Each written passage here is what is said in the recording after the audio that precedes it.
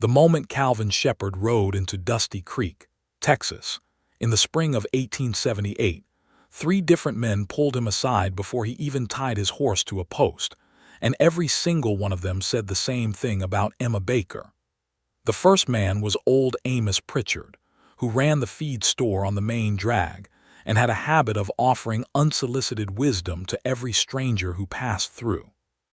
He squinted up at Calvin from beneath the brim of a hat so worn it had lost its original shape entirely, and he said, "You thinking of staying in Dusty Creek, son? Well, I'll give you one piece of advice free of charge. You stay away from the Baker woman out on the east property. She has got a temper on her that would break a man in two." Calvin had smiled politely, thanked old Amos, and kept walking. The second man was Hector Ruiz, the barkeep at the Silver Spur Saloon, who slid a glass of whiskey across the counter and leaned in conspiratorially as though sharing state secrets. "I hear you might be looking at some of the surrounding land," Hector said, his dark eyes gleaming with the particular pleasure of a man who knew things others did not. "Fair warning, stranger. The Baker spread sits on the east side of the creek, and the woman who runs it now, Emma Baker, she is not what you would call agreeable. Her temper is the stuff of legend in this town. 2 ranch hands quit just last month. One of them cried." Calvin had thanked Hector, finished his whiskey, and left a generous tip. The third man was Sheriff Dale Holt himself, a broad-shouldered, sun-weathered man who had the particular bearing of someone who had seen enough of the world to be permanently unimpressed by it. He stopped Calvin on the boardwalk outside the general store and hooked his thumbs into his belt, studying the newcomer with professional assessment. "Calvin Shepard," the sheriff said, less as a question and more as a confirmation of information he had already gathered. Word traveled fast in small towns, and apparently news of a land buyer had arrived before Calvin himself had. "I've heard you're looking to settle. Good enough. We need good men in Dusty Creek, but if you're scouting east of the creek, you ought to know that Emma Baker is not going to be a cooperative neighbor. She has got a temper that would break most men. She's run off 4 surveyors this year alone." Calvin Shepard looked at the sheriff for a long moment, the Texas wind pushing dust across the empty street between them, and then he said something that made Sheriff Holt blink twice. "Good," Calvin said quietly. "I've been needing something that strong." He tipped his hat, stepped around the sheriff, and walked into the general store. Calvin Shepard was 28 years old and had been drifting for 3 years. Not because he lacked direction, but because the direction he had been traveling in had collapsed beneath him the way a rotted bridge collapses suddenly, completely, and with no warning. He had owned a small cattle operation up in Kansas that a drought and a dishonest business partner had stripped from him by the summer of 1875. Since then, he had worked other men's land, saved carefully, and moved south and west toward Texas, where land was still available if you knew where to look and had the patience to find it. He was not a reckless man, nor was he a timid one. He was broad through the shoulders with hands that were permanently calloused and a jaw that had been broken once in a Kansas City disagreement and had healed slightly crooked. His eyes were gray, the particular shade of gray that the sky turned just before a serious storm, and he had a quiet steadiness to him that some people found reassuring and others found unnerving, depending on their own disposition. He had been engaged once. Her name had been Clara, and she had been gentle and sweet and completely unsuited to the difficult life that followed the drought. She had gone back to her family in St. Louis, and Calvin did not blame her for it, but the experience had left him with a particular wariness of softness, of things that broke easily, of the kind of carefully tended prettiness that required constant protection. He was tired of feeling like he needed to be careful. He was tired of being the strong one in every room. He wanted an equal. He had not known how to say that, or even how to fully think it, until Sheriff Holt described Emma Baker, and something inside Calvin's chest had quietly, unexpectedly, sat up straight. The Baker spread was 460 acres of prime Texas land, well watered by the creek that ran through its eastern edge, and bordered on the north by a stand of live oak trees that had been growing for 200 years. Calvin knew this because he had read every available record about the surrounding properties before he rode into Dusty Creek, and the Baker land was the finest parcel within 20 miles. It had been homesteaded by Robert Baker 12 years prior, and Robert Baker had died 14 months ago of a fever that took him in 3 days, leaving behind a wife of 26 years old, a small herd of cattle, a debt to the Dusty Creek Bank, and 460 acres that every ambitious man in the county had been quietly circling ever since. Calvin rode out to see the land on his second morning in Dusty Creek, not to approach Emma Baker, but simply to look at the property from the road and get a sense of its condition. He came around the bend in the dusty track that served as the main east road and pulled his horse to a stop. The land was exactly as good as the record suggested. The grass was greener here than anywhere else he had seen in the county, fed by the underground water that the creek supplemented. The cattle that dotted the far field were lean but healthy. The fencing was in reasonable condition. The house itself was a solid structure, clearly built with intention, 2 stories with a long porch running along the front and a barn behind it that had recently been repaired. The new wood bright against the weathered gray of the older boards. Standing on that porch, with her arms crossed and her dark eyes fixed directly on him from a distance of perhaps 100 yards, was a woman who had clearly known he was coming before he arrived. Emma Baker was not what he had expected, and he was not entirely certain what he had expected. She was tall for a woman of her era, with dark hair pulled back from her face in a practical knot, wearing a plain cotton work dress with the sleeves rolled to her elbows. She had the kind of face that was striking rather than conventionally pretty strong bones, a firm mouth, dark brows drawn together in an expression that communicated with perfect clarity that he was not welcome on this road in front of her property, and that she was making a record of his presence. Calvin raised his hand in a neighborly greeting. Emma Baker did not move a single muscle. He rode on. He had planned to do nothing more than observe the land that first day. But as he rode back through town, he stopped at the bank, which was operated by a man named Gerald Finch, and learned something significant. The Baker debt was not so large as to be insurmountable, but the bank was growing impatient. Robert Baker had taken out a loan 5 years prior to expand the herd, and the payments had been current until his death. Since then, Emma had been managing the payments but had fallen 6 months behind. Gerald Finch, who had the particular combination of financial anxiety and social cowardice that characterized many small-town bankers, told Calvin this information with only mild hesitation, apparently deciding that a potential buyer was worth the small impropriety of discussing another customer's affairs. "She is behind," Finch confirmed, straightening his spectacles. "And she is, shall we say, resistant to discussion about it. She came in here 2 months ago and told me in very clear terms what would happen to me personally if I moved to foreclose. I believe she meant it." Calvin looked at Finch for a moment. "What exactly did she say?" Finch cleared his throat. "She said she would drag me out of this bank by my lapels and deposit me in the creek." Calvin pressed his lips together to suppress a smile. "Did you believe her?" "Yes," Finch said, without hesitation. Calvin left the bank and stood on the boardwalk for a long time, looking out at the empty main street of Dusty Creek, thinking about 460 acres of good grass, and a woman with dark eyes who had watched him from her porch with the focused intensity of someone cataloging a potential threat. He did not go back to her property the next day, or the day after that. He spent 3 days making himself known in Dusty Creek in the way that a careful man did by being useful, by listening more than he talked, by helping old Amos Pritchard shift a load of feed sacks without being asked, by having a second drink with Hector Ruiz, and asking about the history of the town in a way that communicated genuine interest.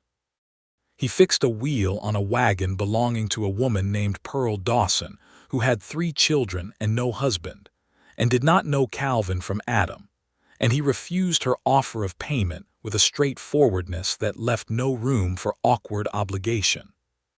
By the end of those 3 days, people in Dusty Creek had formed an opinion of Calvin Shepard, and it was a largely favorable one. He was capable, quiet, fair-minded, and he did not seem to be the kind of man who was in a hurry. People in that town had learned to be cautious of men in a hurry. On the 4th day, he rode back out east. He brought a bridle with him that he had repaired in the evenings at the boarding house where he was staying. A good quality bridle with new leather stitching, which he had purchased from the saddler's shop and worked on himself. He knew from his inquiries that Emma Baker's remaining ranch hand, a young man named Tobias Crane, who was 17 and mostly kept on because Emma could not afford anyone else, had mentioned in the general store that the equipment on the Baker spread was aging badly. He rode to the front gate, dismounted, tied his horse, and walked up to the porch. He had barely set his boot on the first step when the front door opened. Emma Baker came out onto the porch and stopped at the top of the steps, and up close she was even more arresting than she had been at a distance. She was perhaps 26, with dark circles under her eyes that spoke of nights spent managing impossible arithmetic in her head, and her jaw was set in the way of someone who had been bracing for a fight for so long it had become her natural state. Her hands were on her hips, and she looked at him with the kind of directness that most women of 1878 had been trained out of before they were 15 years old. "You are the man who was watching my property from the road 3 days ago," she said, not a question. "Calvin Shepard," he said. "Yes, ma'am." "And what do you want?" He held up the bridle. "Heard your equipment was running short. Brought this over." Emma Baker looked at the bridle. Then she looked at him. "I don't accept charity." "It's not charity," he said. "It's a neighborly gesture. I'm looking to settle in this county. It's in my interest to be on good terms with my neighbors." "You are not my neighbor," she said. "You have not purchased land yet." "I haven't," he agreed pleasantly, "but I intend to." "The land to the west of mine belongs to the Hargrove family," she said. "I suggest you speak with them."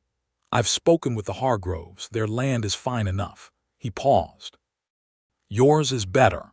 The air between them shifted in a way that was subtle and significant. Emma Baker's chin came up a fraction of an inch, which he would later understand was what happened when she was recalibrating, when something had surprised her and she needed a moment to absorb it before responding. "My land is not for sale," she said. "I know," he said. "I'm not here to buy it. I told you. I'm here to be a neighbor." She stared at him for a long moment, and he met her gaze without flinching, without smiling, without doing any of the things that men typically did when women looked at them with that level of challenge. He just waited. "Leave the bridle on the post," she said finally. "I'll decide if I want it." He hung the bridle on the porch post, touched the brim of his hat, and walked back to his horse. He was almost to the gate when she spoke again, and her voice was different, not softer, but more complicated. "What did they tell you about me in town?" she asked. He stopped, turned to look back at her. She was standing at the edge of the porch, one hand gripping the post, and there was something in her face that she was trying not to show him, something that had to do with loneliness and pride twisted up together into something that looked, from the outside, like anger. "They said you had a temper that would break a man," he said honestly. Something flickered in her eyes. "And that didn't discourage you?" "No," he said. "It did not." He rode back to town. He had purchased a parcel of 40 acres from an older couple named the Marshfields who were retiring to San Antonio, land that was west of Emma Baker's property with nothing but a stretch of scrubby Texas wilderness between them. It was not the finest land in the county. That distinction still belonged to the Baker spread. But it was honest land and it was his, and he set about building on it with the particular focused energy of a man who had been waiting 3 years for somewhere to begin. He built a small house first, working 12 hours a day with lumber purchased from Dusty Creek's mill. He was a competent carpenter who had built before, and the structure went up steadily through the month of April, while the Texas spring was still cool enough to work in comfortably. He laid a good foundation, built walls that were square and solid, installed a stove that he had transported at considerable expense from a manufacturer in Dallas, and put in a porch facing east, toward the Baker land, though he had not consciously acknowledged that choice to himself at the time. He saw Emma Baker twice during those weeks of building, once at the general store, where she came in for supplies and spoke to the proprietor, Mr. Baines, with crisp efficiency, neither asking for nor offering pleasantries. She saw Calvin across the store and gave him a nod that was minimal but deliberate, which he understood was significant. The second time was on the road between their properties, where she was driving a wagon with Tobias Crane beside her, and she slowed the horse long enough to look at the progress on his house with an expression that he had learned to read slightly better by then, that particular combination of assessment and reluctant interest. "You do your own building?" she asked. "I do," he said. "Most of it looks straight," she said, and flicked the reins and drove on. He smiled at the road for a long time after she was gone. In early May, a situation arose that would have been trivial in a more settled part of the country, but was significant in Dusty Creek. 3 of Emma Baker's cattle got through a gap in the fence along the property line between her spread and the scrubby wilderness that separated them, and found themselves on the west side of that wilderness, which meant they were technically on the edge of Calvin's 40 acres. He found them on a Tuesday morning while he was clearing brush, 3 bony but healthy heifers looking at him with the mild philosophical curiosity of cattle who had found better grass and saw no particular reason to return to where they had come from. He got his horse, rounded them up without particular drama, and drove them east along the road toward Emma's front gate, which was a distance of perhaps 3 miles. Emma met him at the gate before he arrived. She had apparently noticed the gap in the fence, which told him she walked her fence line regularly, which told him something important about the kind of woman she was, and she was on horseback, riding out to retrieve the cattle herself. She pulled her horse up short when she saw him driving the 3 heifers toward her, and something crossed her face that she immediately put away again. "I had them," she said. "I know," he said pleasantly. "But I was already heading this way. I am perfectly capable of rounding up my own cattle."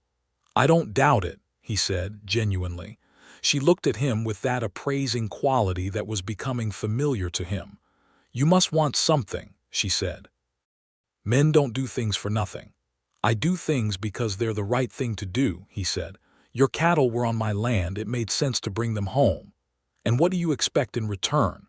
"Not a thing," he said. "Except maybe you could tell me where that fence gap is so I can help you patch it. I have a post and wire I'm not using." The silence stretched between them.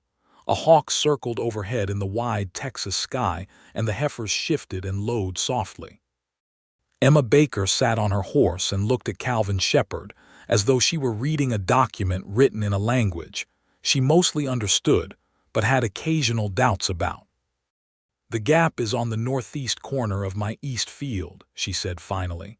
"Come tomorrow morning if you're going to come." He came. They fixed the fence together, working on opposite sides of the wire, and for the first 2 hours they spoke only of practical things: the depth of the post holes, the angle of the wire, the condition of the surrounding fence sections. But then there was a moment when a section of wire pulled taut unexpectedly, and the barb caught her forearm, drawing a thin line of blood.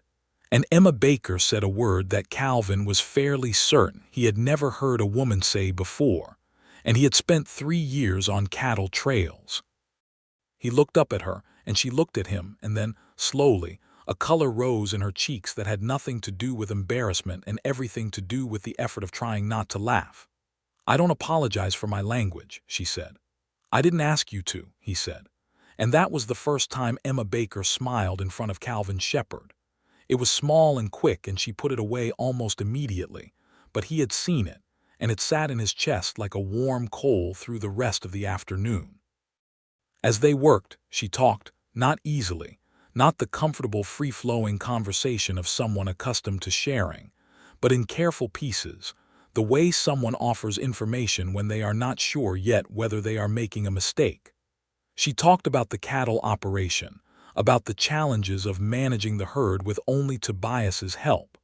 She talked about the coming summer and the need to get to market before the prices dropped.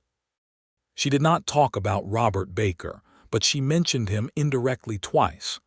Once when she referenced a technique for stringing fence that she said she had been taught when the ranch was first established, and once when she looked at the barn and said, quietly and without apparent emotion, that the roof had needed patching for 2 years. Calvin listened. He was a good listener, not the passive kind, not the kind who merely waited for his turn to talk, but genuinely attentive, storing information not for advantage but because he was interested. "The south field looks like it could use more water in summer," he said. "You have a ditch that runs from the creek." "We had one," she said. "It silted up 2 winters ago. I haven't had time to clear it." "I could help with that," he said. She gave him the look, the appraising, slightly suspicious look that he was becoming almost fond of. "Why do you keep offering to help me?" He considered the question seriously rather than deflecting it.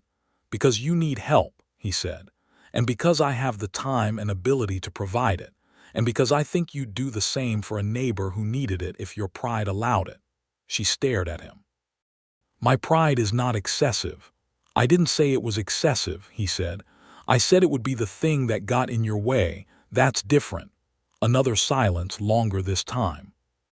"Then, you are a peculiar man, Calvin Shepard." "I've heard that," he agreed. She let him help with the ditch. It took 3 days of hard work, shoveling the silted bottom and reinforcing the sides, and by the end of it they had developed a working rhythm that was comfortable enough to allow for real conversation. He learned that she had come to Texas from Missouri at the age of 16 when her family had joined a group of settlers moving west. He learned that she had married Robert Baker at 18, and that she had loved him genuinely and had grieved him in the way of someone who did not perform emotion publicly.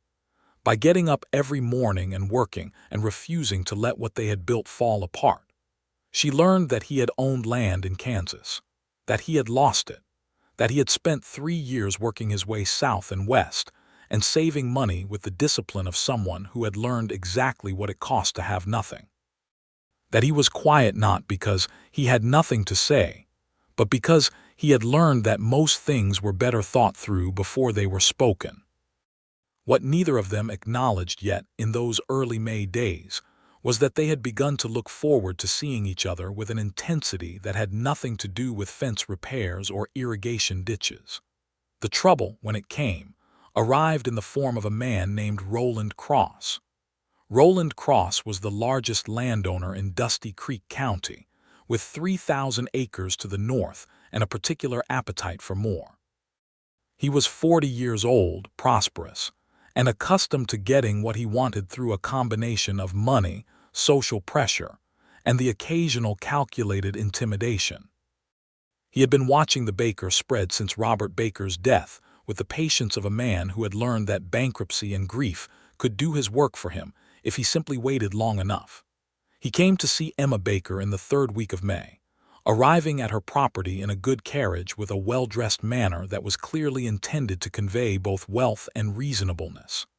Calvin, who was working on his own property that morning, saw the carriage from a distance and watched it turn up Emma's road. He went back to his own work and tried not to think about it. An hour later, he heard hoofbeats and looked up to see Emma Baker coming toward his property at a pace that communicated she was either in a hurry or in a fury, and given what he knew of her, it was likely both. She pulled her horse up at his fence line with a force that she immediately moderated. He could see her consciously gentling her hands on the reins, and she looked at him with her jaw set hard. "Roland Cross just offered to buy my property," she said. Calvin set down his tool. "What did you tell him?" "What do you think I told him?" she said. "I think you told him no." "I told him no, and I told him what he could do with his offer, and I told him that the next time he came to my property uninvited I would greet him from the porch with Robert's Winchester, and I meant every word." "And how did he take that?" "He smiled," she said, and the word itself was weighted with the particular contempt of someone who had recognized a threat wrapped in pleasantry. "He said he understood and that I should take my time. He said the offer would remain open." She paused. Calvin, he knows about the bank debt. Calvin was quiet for a moment. How much does he know? Enough. He quoted me the exact amount I'm behind. She pressed her lips together. Gerald Finch.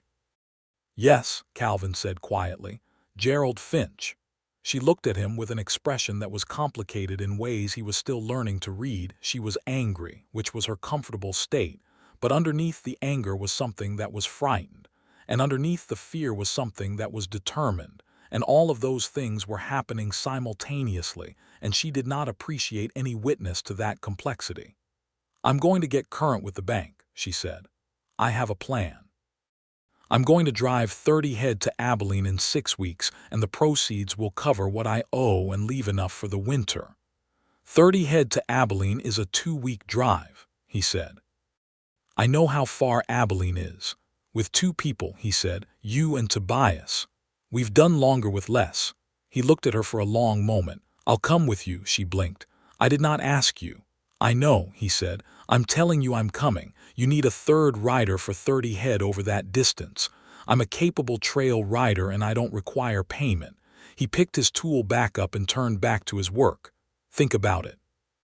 She thought about it for 3 days, and on the morning of the 4th day she appeared at his fence line and said, without preamble, we leave Thursday morning 2 hours before dawn.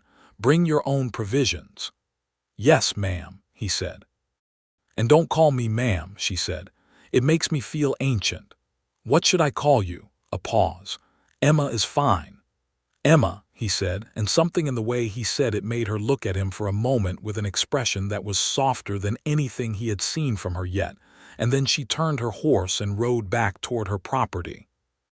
The cattle drive to Abilene was 2 weeks of hard riding, long days under the Texas sun, short nights camped by whatever water source they could find, and the particular kind of intimacy that comes from shared physical difficulty. There's something about exhaustion and effort and the vast indifferent landscape that strips away social performance. And by the 4th day on the trail, Calvin and Emma and young Tobias had settled into a working unit that operated with the ease of people who had known each other much longer. Tobias was a quiet young man with a good heart and the particular wisdom of someone who had grown up watching adults carefully. He read the situation between Calvin and Emma with the accuracy of youth and had the grace to give them space without being obvious about it. He handled the night watches without complaint and cooked a better camp meal than either of the adults, a skill he was matter-of-fact about, and that Emma praised in the straightforward way she praised everything that was genuinely praiseworthy. On the 5th evening, camped beside a shallow river, with the cattle settled and Tobias asleep near the fire, Emma sat at the edge of the camp looking out at the darkening plains, and Calvin sat down beside her. Not close enough to be presumptuous, not far enough to be indifferent. Tell me about Kansas, she said. He told her.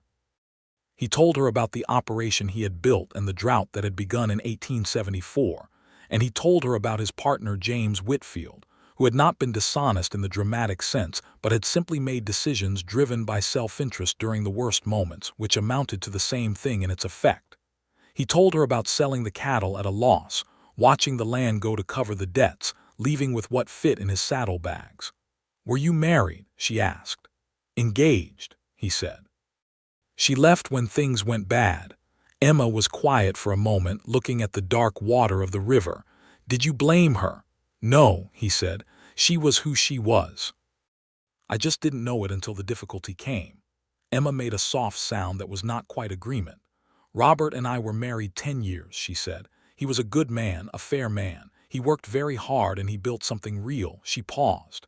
He also made decisions about the land without consulting me, which is why there's a bank debt. He thought he was protecting me from worry. Her voice was even, but there was an edge beneath it. I would rather have been worried together. Yes, Calvin said. That's the right way to do it. She turned to look at him, and in the firelight her face was open in a way it usually was not, the defenses down just enough to show the person underneath them. I am not easy to be around, she said. It was not an apology. It was a statement of fact offered the way she offered everything directly. I know, he said, Most people find my manner off-putting. Most people want the people around them to be manageable, he said. I find manageable things boring. She looked at him for a long moment, and then she looked back at the river. You are a strange man, Calvin Shepard, she said, but the tone of it was different than when she had said it before. It was warmer. It was, if he was reading it correctly, something close to fond. They reached Abilene on the 12th day, the cattle in good condition, and Emma Baker negotiated the sale with the stockyard broker with a precision and confidence that Calvin found genuinely impressive. She knew the market, she knew the value of her cattle, and when the broker opened with a low offer, she looked at him with those dark eyes and said, "Try again," in a tone that left no room for debate. She got within 5% of the top of the market, and she shook the broker's hand without triumph but with quiet satisfaction. The proceeds were enough. Enough for the bank debt, enough for winter, enough left over to begin thinking about next year. That evening in Abilene, in the dining room of the only hotel in town that was fit for a woman to eat in, Emma Baker sat across from Calvin Shepard and ordered a proper meal for the first time in weeks, and she allowed herself one glass of wine, and somewhere between the soup and the main course she looked at him and said, "Thank you for coming on the drive." "You didn't need me," he said honestly, "but I'm glad I came." "You kept Tobias from being snake-bit that second night," she said. "That required some quick thinking." "The boy was all right," he said. "You were the one who knew exactly what to do afterward." She smiled at him, a real smile this time, not the brief almost smile from the fence repair, but a full genuine smile that transformed her face in a way that made something in Calvin's chest perform a complicated and entirely involuntary maneuver. "I may have had some experience with snakes," she said. "Of the reptile variety?" he asked. "And others," she said, and raised her wine glass in a small private toast, and he raised his water glass to meet it, and the crystal rang softly in the quiet dining room, and neither of them looked away. On the ride home, on the third day back, they rode ahead of Tobias together, not by plan, but by the gradual organic drift of two people who wanted to be in each other's company. And they talked for 4 hours about everything and nothing, about the land and the county and the politics of a state that was still finding its shape after the war, about cattle breeds and water rights and the particular stubbornness of Texas soil. And underneath all of it was a current that both of them could feel, and neither of them was quite ready to address directly. They arrived back in Dusty Creek on a Saturday evening, and Emma rode directly to the bank, which was closed, and slid the full payment through the mail slot with a satisfaction that Calvin, watching from the street, could see in the set of her shoulders. Then she came to stand beside him on the boardwalk, and she looked at the closed bank and she exhaled slowly, the way someone does when they have put down something very heavy. "All right," she said. "All right," he agreed. They stood there in the gathering dusk on the main street of Dusty Creek, their horses tied to the same post, Tobias having already headed home, the town quiet around them in the way it got on Saturday evenings when the saloon crowd hadn't started yet, and Emma turned to look at Calvin and said, "Would you like to come to supper tomorrow?" He looked at her. "Yes," he said. "I would," she nodded as though a contract had been agreed upon. 6 o'clock, she said. "Don't be late." He was not late. He arrived at 5:55, clean and presentable in the best shirt he owned, carrying a pie that Pearl Dawson had helped him put together that afternoon in what Pearl had described as the most ridiculous domestic scene she had ever witnessed, but had agreed to assist with anyway because she was fond of him and curious about Emma Baker. Emma opened the door before he knocked, which meant she had been watching from inside, which she did not acknowledge, and he did not mention. She had changed from her working clothes into a dress that was still plain but was clearly her better one, dark blue with white at the collar, and her hair was down rather than pinned back, which he had not seen before, and it was longer than he had realized and curled slightly at the ends where the day's activity had loosened it from its usual discipline. She looked at the pie. "You brought a pie." "I did." "Did you make it?" "I had assistance." A flicker of amusement crossed her face. "From Pearl Dawson, I'd guess." She's been trying to marry off every unattached man in this county since her husband left. She stepped back to let him in. Come in, then. The inside of the Baker house was spare but not cold. It had the quality of a home that had been built with care and maintained with purpose, every object in it earning its place. There were books on a shelf by the fireplace, which surprised him, and he stopped to look at the titles without thinking. "You read," she said from behind him, and her voice had a cautious quality, as though the question mattered more than it appeared to. "Every chance I get," he said, pulling a worn copy of George Eliot from the shelf. "Middle mark, 3 times," she said. He turned to look at her. "Dorothea or Mary?" She met his gaze steadily. "Dorothea," she said, "but she should have ended up better off." "She did well enough," he said. "She compromised," Emma said. "I don't have much patience for compromise." "I know," he said, and he meant it without judgment, and she heard it that way. Supper was good. She was a practical cook, not a fancy one, but the food was well seasoned and there was enough of it, and they ate and talked as though they had been doing this for years and had simply lost track of time.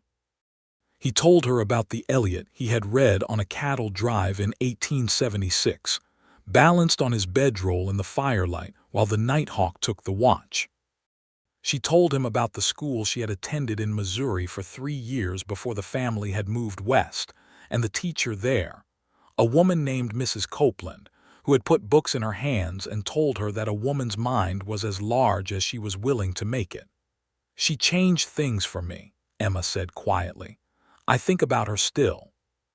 He looked at her across the table in the warm light of the oil lamp, with her hair loose and her guard lowered just enough for him to see the full range of her, the intelligence and the fire and the grief and the humor and the formidable will, and he thought, here is a person. A complete, full, extraordinary person. He said none of that. He said, "She sounds like someone worth remembering." After supper, they sat on the porch in the cooling evening, and the stars came out over the Texas plain in their extravagant Texas abundance, and they sat in comfortable quiet for a while, and then Emma said, "Roland Cross is going to come back." "Probably," Calvin said. "He doesn't give up," she said. "He is the kind of man who is accustomed to being patient because he believes patience always wins eventually." "He's wrong," Calvin said. "Patience wins when the other party has nothing to sustain them. You have plenty to sustain you." She was quiet. "I am alone," she said. "That is a real thing.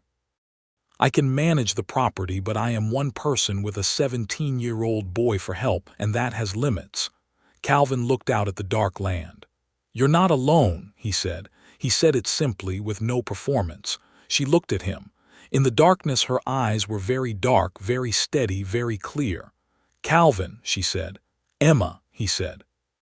She reached out and put her hand over his where it rested on the arm of his chair, and she held it there, and neither of them moved for a long time, and the stars wheeled slowly overhead in their ancient, indifferent patterns, and somewhere out in the dark a coyote called and was answered, and everything else was very quiet. Roland Cross came back, as predicted, on a Tuesday morning in June. He arrived this time with a companion, a lawyer from Dallas named Prentice, who carried a briefcase and radiated the polished confidence of someone who charged significant fees. Emma met them at the gate this time, not the porch, which Calvin understood when Emma later recounted it to him as a deliberate choice. Meeting at the gate rather than the porch meant she had not invited them, and they would know it. Cross had apparently spoken to Gerald Finch again and discovered that Emma had cleared the bank debt, and he was reassessing his strategy. He offered a higher number this time, framed as an act of generosity. He talked about the difficulty of a woman managing this size of operation alone. He mentioned, with the gentleness of a man planting thorns, that the land would only increase in value and that she was a young woman with options. Emma Baker told him that she had heard his offer, that she understood his reasoning, and that her answer was the same as it had been the first time and would be the same as it would be every subsequent time, and that she would appreciate it if he stopped sending his survey teams along her fence line, which he had apparently been doing monthly. Cross smiled and said of course, and rode away. That evening, Emma rode to Calvin's property and told him about it, and Calvin listened, and then he said something that surprised them both. "Emma," he said, "I have been thinking about something and I want to say it plainly, and then I want you to take as much time as you need to think about it." She looked at him with every wall in place, the way she looked when she expected something she might not want to hear. "I think we should get married," he said. The silence that followed was of a quality that Calvin felt in his entire body. "That is a significant thing to say," Emma said finally. "It is," he agreed. "And I want to be clear about what I mean and what I don't mean. I am not saying it because of Roland Cross. I am not saying it because of the property or the bank debt or any practical calculation, though I'll admit there is a practical element that I don't think either of us is naive enough to ignore. I'm saying it because I have spent the last 2 months in your company, and I have found in you someone I want to spend considerably more time with. I'm saying it because I respect you more than I have respected anyone I can remember. And I'm saying it because when I sit on my porch in the evening and look east, the thinking I do is about you." Emma Baker stared at him. The sun was going down behind him and the sky was enormous and orange and the wind had died to nothing and everything was very still. "I am not easy to live with," she said. "You have mentioned that," he said. "I have strong opinions and I don't soften them for anyone. I know. I run my property my way and I would expect to continue doing so. I would have it no other way. I am not going to change who I am because—" "Emma," he said, "I am not asking you to change. I am asking you to consider whether you want a partner." Another silence, longer this time. "Do you love me?" she asked. The question was direct and almost challenging, the way all her questions were, but underneath it was something that was entirely unguarded, a real question, wanting a real answer. "I believe I am getting there at considerable speed," he said honestly, "and I think it might already have arrived and I haven't had the chance to greet it properly yet." She looked at him for a very long time and he let her look, let her take the full measure of him the way she always did, and he met her eyes without flinching.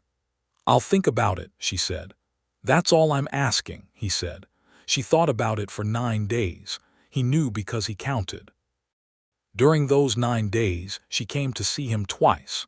Once to ask his opinion about a decision regarding the cattle that she could have made perfectly well without his input, which he understood as something other than what it appeared to be, and once simply to ride the property line with him in the late afternoon and say nothing much for an hour, which he understood as something else entirely.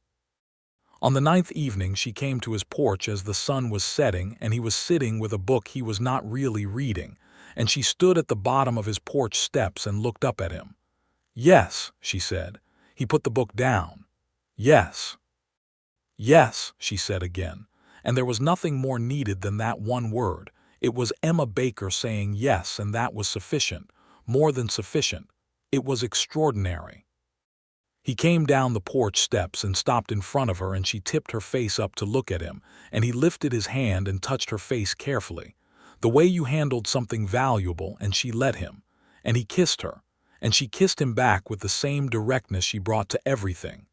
No performance, no coyness, just the real thing, honest and warm and completely herself.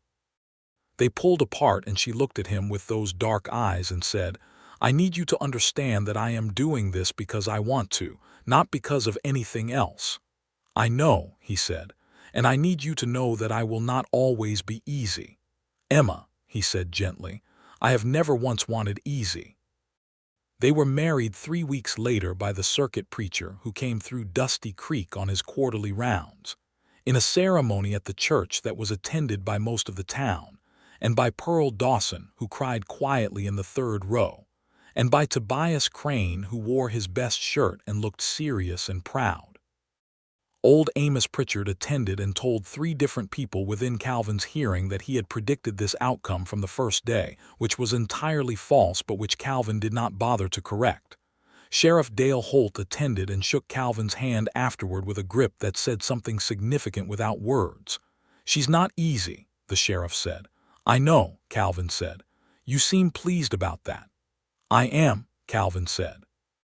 Emma Baker, Emma Shepard, though she kept Baker in her name professionally for the land records, wore a dress that Pearl Dawson had helped her alter from a piece of fabric that had been in the Baker house for years. Deep ivory cotton that made her dark hair and dark eyes extraordinary. And she walked down the aisle of the Dusty Creek Church with the same upright, clear-eyed directness she walked everywhere. And Calvin stood at the front and watched her come, and felt something that was entirely unlike anything he had felt before, which was the sensation of something clicking permanently and irreversibly into its right place. After the ceremony and the brief celebration at the Silver Spur, during which Hector Ruiz provided food and exceptional goodwill, and during which Emma danced exactly one dance with Calvin and refused to dance with anyone else, they rode together back to the Baker property, which was now also Calvin's property, and the next morning Calvin began the business of being a husband and a working partner on a 460-acre Texas cattle operation.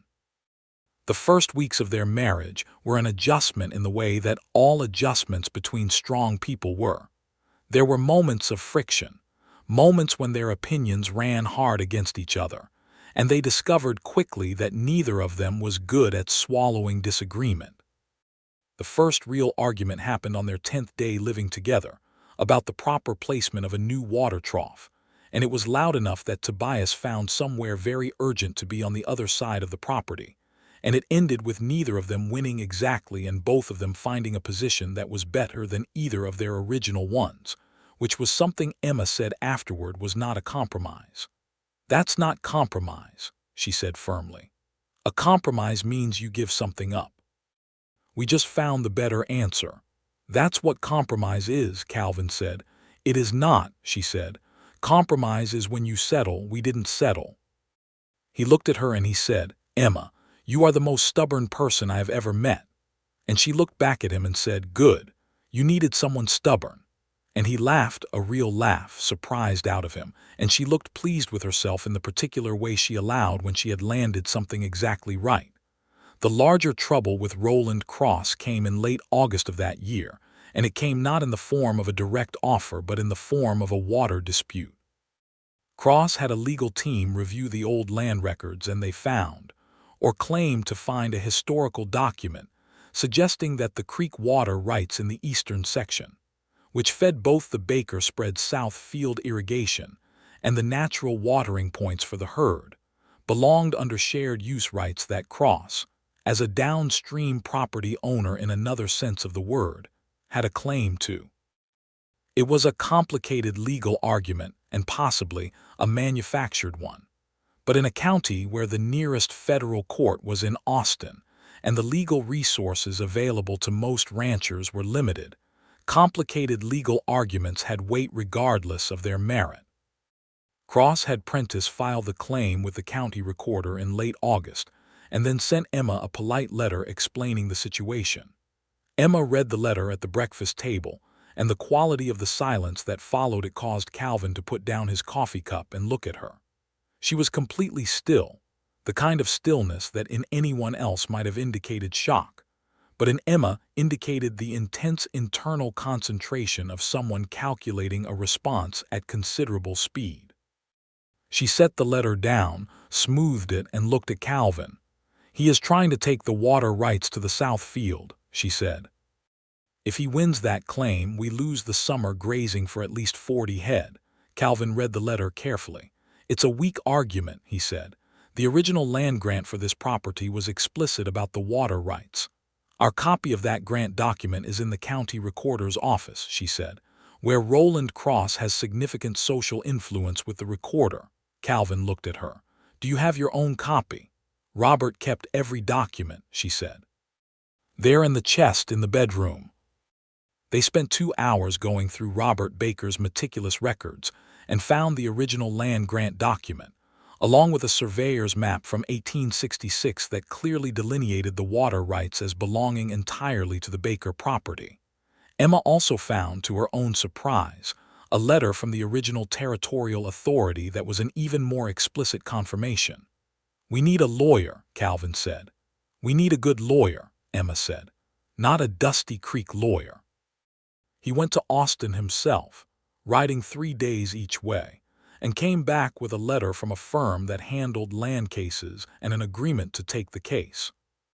The lawyer's name was Martin Hughes, and he was 60 years old and entirely unimpressed by anyone's social standing, which was the quality they needed.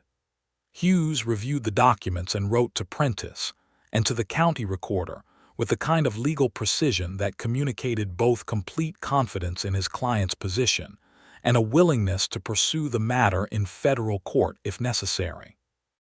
The county recorder, it turned out, was significantly less willing to favor Roland Cross when the prospect of federal court involvement entered the picture. The water rights claim was denied in October, 3 months after it had been filed. Cross came to see them personally the day after the denial was posted. He came to the front gate, and both Calvin and Emma were there to meet him, standing side by side, and Calvin had the sense that this was not something Cross had expected. Not the two of them together, not Emma with someone beside her who had the quality of someone who was not going to move. Cross looked at them for a moment, and then he looked at Emma specifically, and then he looked at Calvin, and then he said to Emma, "You married well, Mrs. Baker." Emma looked at him with those dark eyes that had seen through flattery and condescension and hollow pleasantry for her entire adult life. "I married a man I respect," she said. "The marriage has nothing to do with you." Cross nodded slowly. "I can see that any further discussions about this property are unlikely to be productive," he said. "They would not be," Emma confirmed. Cross tipped his hat with the graciousness of a man accepting a defeat he had not expected, and he rode away, and he did not come back after that. There were people in Dusty Creek who said that Roland Cross simply moved his attention to other opportunities, which was probably true. There were others who said that Calvin Shepard had sent a message by the way he stood at that gate, which was also probably true. And there were those who said that it was Emma Baker's reputation. Finally, after years of working against her, that had protected her, because everyone in the county knew that Emma Baker did not back down and never would, and that fact combined with the legal resolution made the Baker spread the least attractive target in the county. Whatever the reason, the Cross problem was over. What followed was the long, rich, ordinary miracle of a life being built between two people who were willing to work at it. The winter of 1878 came early and hard, with a January freeze that killed a dozen head of cattle across the county. The Baker-Shepard herd lost 3 animals, and 2 of those were already compromised before the freeze, which was a better outcome than most. They spent the worst nights of the cold spell in the barn with lanterns, taking turns checking the cattle through the long dark hours, and on the coldest night, at 3 in the morning, Emma fell asleep sitting up against a post, and Calvin put his coat over her and sat beside her and watched the cattle breathe frost into the lantern light, and felt something that was both completely simple and entirely profound, which was the sensation of being exactly where he was supposed to be. She woke at 4 and looked at him and looked at his coat on her shoulders. "You should have woken me," she said. "You needed the sleep," he said. She started to argue and then she stopped, which was itself a significant thing. Emma Baker choosing not to argue was not nothing. She leaned against his shoulder for a moment, just a moment, with the particular deliberateness of someone making a choice rather than giving in to an impulse, and then she straightened and said they should check the East Pen, and they did. Spring came, and with it the work of a new season, and Tobias turned 18 in March, and Calvin gave him a horse of his own and a 20% stake in any new calves he personally supervised. And Tobias received this with a dignity that made Emma say afterward that the boy was going to be a fine man. There was an evening in April, the first April of their marriage, the air warm enough to sit outside but still cool enough to be comfortable, when they sat on the porch after supper and Emma was reading and Calvin was looking at the land, and he said, "Are you happy?" She looked up from her book and she looked at him with the full attention she gave to things that mattered. "Yes," she said, "I am. With all of it, the arrangement, the Calvin," she said. "When I say yes, I mean yes. I don't say things I don't mean. "I know," he said. He paused. "I want to make sure I'm doing right by you." She set the book down. "You want to know the most useful thing you've done since you arrived in this county," she said. "What?" "You brought that bridle over and then you didn't stay," she said. "You left it and you went. Most men, if they're trying to court a woman, they stay. They talk too much. They want you to be impressed right then." She looked at him evenly. "You left. And I stood there on my porch thinking about a man who gave something and wanted nothing back, and I thought that is unusual." "It was a bridle," he said. "It wasn't much." "It wasn't the bridle," she said. "It was the gesture. It was the leaving." She picked her book back up. "You're doing right by me," she said. "Don't worry yourself about it." He looked at the darkening land and felt the warm coal in his chest from the first time she had smiled at him. And he understood that the coal had become something considerably larger, and that it would not go out. By summer, Emma knew she was pregnant, and she told Calvin on a Tuesday morning in July while they were doing the accounts, setting the ledger aside and looking at him with an expression that was complex in the particular way of someone who feels a significant thing that they have not yet sorted out how to feel about.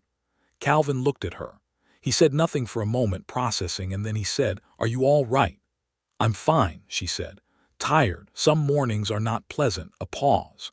"I thought you should know." "Yes," he said. "I am Emma. He stopped, because he did not have adequate words and he knew it, and he looked at her with everything he felt visible on his face in a way he rarely allowed things to be visible, and she looked back at him and something softened in her expression, something that was both the acknowledgement of his feeling and the response to it. "It's a good thing," she said quietly. "It is," he said. "It's a very good thing." He reached across the table and took her hand, and she let him hold it for a longer time than she usually held still for anything, and they sat there in the morning light with the accounts forgotten, and the summer heat building outside and everything that was coming still ahead of them. The pregnancy was not easy. Emma was constitutionally impatient with limitation, and the first months, when nausea made early mornings a trial, were a particular frustration to her because there were things that needed doing and her body was not cooperating. She did not complain, complaining was not in her nature, but she was sharper at the edges in ways that Calvin recognized as the expression of discomfort she was refusing to articulate. He adapted. He got up earlier and handled the morning checks himself so that Emma could sleep through the worst of it. He learned to make coffee at a strength and temperature that she could tolerate when other food was difficult. He did these things without announcement and without seeking credit for them, and Emma noticed all of it and said nothing directly because direct acknowledgement of care was still sometimes hard for her. But she showed it in other ways, by reaching for his hand in the evenings without being reached for, by leaning against him on the porch when she was tired, by trusting him with the parts of herself that were not strong. Pearl Dawson came out once a week through the summer and fall, both because she was genuinely fond of Emma and because she had 3 children herself, an experience that Emma was sensible enough to value. Emma received Pearl's visits with her characteristic directness. She asked specific questions and listened carefully to the answers and dismissed the advice that did not apply to her situation and retained the rest. And Pearl, who was perceptive, found this entirely charming. "She doesn't romanticize it," Pearl told Calvin one afternoon when Emma had gone to rest. "Most women either terrify themselves with it or pretend it's purely wonderful. Emma just wants to know what it actually is." "That's Emma," Calvin said. "She's good," Pearl said with the particular warmth of a woman who meant it entirely. "She's very good." "I know," Calvin said. The baby came in late February of 1879, a boy, arriving with the particular urgency and drama of a first child who had not consulted anyone about the timing. Calvin held Emma's hand through 12 hours of labor with the focused steadiness that she required, and she held his back with a grip that left marks he wore for a week and did not mention. The doctor who served Dusty Creek, a capable man named Dr. Henry Marsh, presided, and Pearl Dawson was there. And at the end of it all there was a boy, small and dark-haired and already somehow suggesting by his expression that he was going to have strong opinions.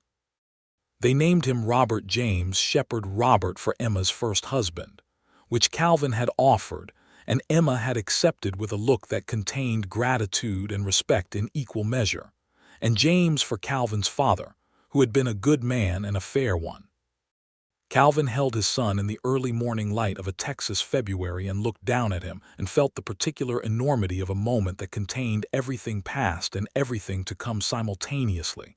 And he looked up at Emma, who was exhausted and pale and entirely herself, watching him with those dark eyes, and he said, "He's extraordinary." "He's very loud," Emma said, "and he's barely an hour old. I suspect he's going to be trouble." "Like his mother," Calvin said. Emma looked at him, and she smiled the real smile, the one that transformed her face, and said, "Yes, exactly like that." Robert grew into a healthy, energetic, strong-willed child who confirmed Emma's prediction from his first hour by being exactly as much trouble as she had suggested, in the most wonderful possible way. He walked early, talked early, had opinions early, and by the time he was 18 months old had discovered that he could get a particular reaction from the cattle by waving his arms, which he found extremely entertaining, and which required adult intervention on several occasions. Calvin was, as a father, what he was as a man: patient, consistent, and present in a way that required no performance because it simply was. He taught his son things with the same quietness with which he did everything, by doing them and letting the boy watch, and then handing the responsibility over in pieces as they were ready. And Emma was as a mother what she was as a person: fierce and direct and deeply attentive in the way of someone who did not miss things. And her love for her son was the most undisguised thing about her, the one place where she allowed herself to be entirely unguarded. Tobias Crane, who was 19 by the time Robert was born, had grown into exactly the fine young man Emma had predicted. Calvin had been gradually increasing his responsibilities on the property, and by the spring of 1880 Tobias was functionally the head ranch hand with 2 additional young men working under him, which the growing operation required. He was engaged by then to a girl named Alice from a neighboring county, a sensible and warm young woman who fit the Shepard household the way someone fits a place they were always going to belong to. The Shepard operation had expanded significantly in those 2 years. Calvin had negotiated the purchase of an adjacent 40 acres to the west that connected to his original Marshfield land, and the combined Shepard and Baker holdings now constituted a substantial ranch operation by any measure. They ran 200 head of cattle and had established a reputation in the county for quality that commanded a premium at market. Emma managed the breeding records and the accounts with the same precision she had always managed them, and Calvin managed the land improvements and the market relationships, and between them they had built something that was considerably more than the sum of its parts. They argued regularly, fiercely, and productively, and they had developed over the months the ability to argue loudly and then set it aside when the argument was over, which was a skill that most people never learned. There was an evening, Robert was 2, toddling between them on the porch and showing off his ability to identify the stars, which Calvin had been teaching him, when Emma sat watching her husband point up at the sky and name the constellations patiently while their son looked up with his dark eyes wide, and she felt something that was so large and so uncomplicated that it was almost startling in someone who lived as close to complexity as Emma Baker did. She loved him. She had known it for a long time, and she had said it to him, because Emma Baker said things she meant, and she meant that one more than almost anything. But the knowing of it in moments like this one, watching Calvin with their son in the evening starlight, had a quality of certainty that was almost physical, the sense that this was the right life, the right person, the right arrangement of everything. She reached over and put her hand on his, the same way she had on that first evening when they had sat beside his chair on her porch, and the coyote had called in the dark. He looked at her and she looked at him, and little Robert looked at both of them with the practical impatience of a 2-year-old who wanted to know more about the stars. "Mama," Robert said, "more stars." "Your father's got them," she said, and Calvin turned back to the sky and pointed up and began naming them again, and Emma sat in the warm evening and held Calvin's hand and was, by every measure she knew how to apply, entirely content. The spring of 1881 brought two things of significance. The first was the arrival of Emma and Calvin's second child, another boy, born in April and named William after Calvin's grandfather, who had been a builder and a fighter in equal measure. William arrived easier than Robert had, which Emma refused to call easier because she said labor was labor, and anyone who called it easy had not done it. But the 12 hours became 7 and she recovered faster, and William himself was a quieter baby who slept longer than his brother had, which became a subject of some comedy at the Shepard dinner table. "He's calm," Calvin said, looking at his younger son one morning. "He's lulling us," Emma said. "Give him 6 months." She was not entirely wrong, but William's particular expression of strong will turned out to be not noisiness but an extraordinary stubbornness. He decided what he wanted to do, and pursued it with a single-minded persistence that Calvin recognized with a private smile, because he had seen it in the mirror his entire adult life. The second thing of significance that spring was the arrival of a letter from Martin Hughes, the Austin lawyer, with a note that the county land records had been formally updated following the resolution of the Cross water rights case, and that the Baker Shepard property was now one of the most cleanly documented land holdings in the county, which, Hughes noted with dry professional satisfaction, would be useful in any future disputes. There were no future disputes. Roland Cross died in 1882 of a heart ailment, leaving his 3,000 acres to a nephew who moved to Austin and hired a manager and showed no interest in expanding. The land to the east of the Baker spread, which had been an ongoing question mark in Emma's mind since the Cross trouble, was eventually purchased by a family named the Garcias, who were cattle people themselves and good neighbors. Gerald Finch, the banker who had shared Emma's account information with Cross, eventually had the grace to be replaced by a more scrupulous manager, and the bank in Dusty Creek operated somewhat better after that. Old Amos Pritchard told everyone who would listen that he had always known Calvin Shepard was a good man, and that he had said so from the beginning, which was no more accurate in 1882 than it had been in 1878. Sheriff Dale Holt was reelected for a third term and remained the best law in Dusty Creek County for the better part of a decade. Tobias Crane and Alice married in the summer of 1881 and built a small house on the northwest corner of the Shepard property, which Calvin and Emma had offered them as part of Tobias's compensation, and which Tobias accepted with the same quiet dignity that characterized everything he did. Their first child was born in 1882, a girl named Clara, who was immediately absorbed into the extended family of the Shepard household, in the way that families in that time and place worked best, with all the adults keeping an eye on all the children and everyone in each other's business in the way of people who shared work and land. Robert and William Shepard grew up on that land as boys who knew how to work before they were 10, and who read books in the evenings because both their parents valued books, and who argued with each other constantly, and would have argued with anyone who suggested they could not do something, which was a quality that made absolute sense given who their mother was. There came a morning in the summer of 1883. Calvin was 33, Emma was 31, and the land they had built between them was as good and solid as it was ever going to be, and the boys were 4 and 2, and full of the kind of energy that made a house feel very small and a land feel just right. When Calvin came inside from the early morning rounds to find Emma at the kitchen table with a cup of coffee and the accounts open in front of her, and she looked up at him with something in her face that was entirely warm and entirely at ease, and he stopped in the doorway and looked at her. "What?" she said. "Nothing," he said. "I was just looking." "You look at me like that sometimes," she said, "like you're surprised." "I'm not surprised," he said. He came to the table and sat down across from her and poured himself coffee from the pot she had left ready. "I'm just thinking." "About what?" He looked at her over the rim of his cup. "About everything," he said.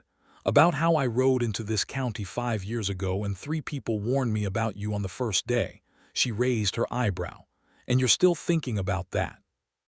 "I'm thinking about how right they were," he said, "and how completely wrong they were about what it meant." She looked at him, and the morning light was on her face, and she had the particular quality she had in the mornings of being entirely herself. The defenses not up yet, the full person present, the woman he had built a life beside. "They meant it as a warning," she said. "I know," he said. "I never took it that way." "Why not?" He set down his cup. He looked at her for a long moment. The way he had looked at her on her porch that first evening. The way he had looked at her walking down the aisle of the Dusty Creek church. The way he looked at her every morning and every evening in between. Because Emma Baker Shepard was someone worth looking at carefully. "Because I had been soft for long enough," he said. "Because I had been careful and gentle and considerate of things that turned out not to be worth it, and I was done with that. Because when Sheriff Holt told me you'd break a man, I thought, good. I need something that won't break first." Emma Baker looked at him with those dark, steady eyes and her cup of coffee in her hand and the Texas morning outside the window and their son still asleep upstairs, and she said, "I won't break." "I know," he said. "That's the whole thing." She set down her cup and reached across the accounts ledger, and he took her hand and they sat there in the morning light of a summer day in 1883. In the kitchen of the house, they had made together on the land she had fought for, and he had helped her keep. And there was nothing unresolved between them, and nothing left unspoken that needed speaking. And the life they had built was not perfect.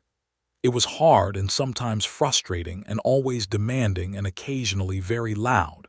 But it was theirs. Entirely and completely, and they had chosen it, and each other, with their eyes fully open.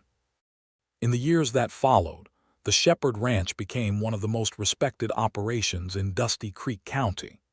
Calvin expanded the cattle management and began experimenting with improved breeding stock, and by 1885, they were supplying prime beef to markets in Dallas as well as the traditional Abilene route. Emma's meticulous record-keeping became the foundation of a reputation for consistency that made buyers from 2 states request the Shepard brand specifically. Robert grew into a boy who had his mother's dark hair and direct manner and his father's steady hands, and who at 6 could identify every animal in the herd by name and character, and who at 8 informed his parents at the dinner table that he intended to be a lawyer, which made Calvin look at Emma and Emma look at Calvin, and both of them think of Martin Hughes and the water rights case, and say nothing except that whatever Robert wanted to be was fine by them. William, quieter and more deliberate, showed signs from very early of the kind of practical genius that manifested as the ability to fix anything mechanical, which in 1885 was a limited category of things, but was going to be considerably less limited by the time William was grown, and Calvin began getting him books about engineering and mechanics that came by post from a bookseller in Austin, and that William consumed with the same single-minded focus he brought to everything. Emma turned 35 in 1887, and on that evening Calvin gave her something that he had ordered from Austin 6 weeks in advance, a complete set of George Eliot's works, bound in good leather, because their original copy of Middlemarch was falling apart, and because the rest of the work deserved to be in her hands. She held the first volume and ran her thumb along the spine and looked up at him with an expression that was entirely open, entirely unguarded, entirely the woman she was when she trusted completely. "Calvin," she said. "Happy birthday, Emma," he said. She put the book down and crossed the room and took his face in her hands and kissed him with the same directness she had kissed him on the porch steps of his house on the evening she had said yes. And he held her and felt the whole span of the years they had built together, the weight and the warmth of all of it, and was profoundly, permanently glad that he had ridden east on that second morning in Dusty Creek, and looked at her land, and decided that good land and a strong woman were worth more than caution.